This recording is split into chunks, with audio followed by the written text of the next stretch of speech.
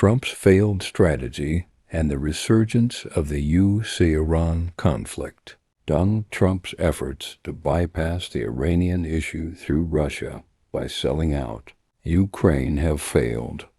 Currently, U.S. military bases in the Middle East are burning due to Iranian attacks.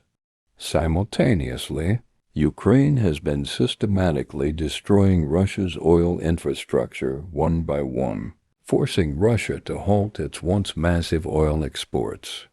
Not only that, but a domestic fuel shortage has also emerged in Russia, leaving the country in a dire state.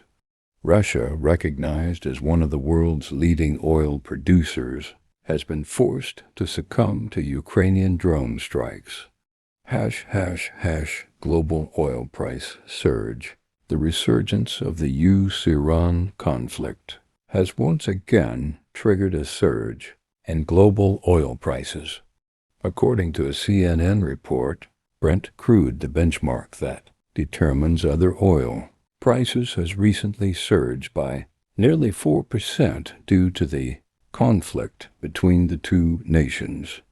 As a result, it has currently reached $79 per barrel with indications pointing toward further increases.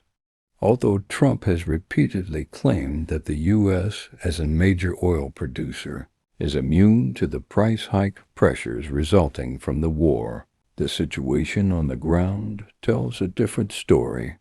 The same CNN report added that following the recent escalation of hostilities, the U.S. oil market recorded a 3.4% increase During the height of the conflict last April, the price of a barrel of crude oil had skyrocketed from its pre-war level in the low $70s to around $115.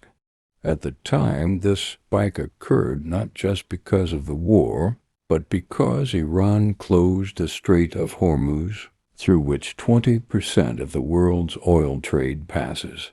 Following the recent flare-up of the conflict, Iran has once again announced that the Strait of Hormuz should be considered closed.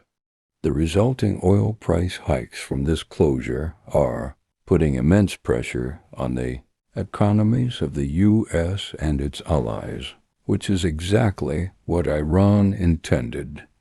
Domestic political impact in the U.S., with rising global oil prices directly hitting their pockets.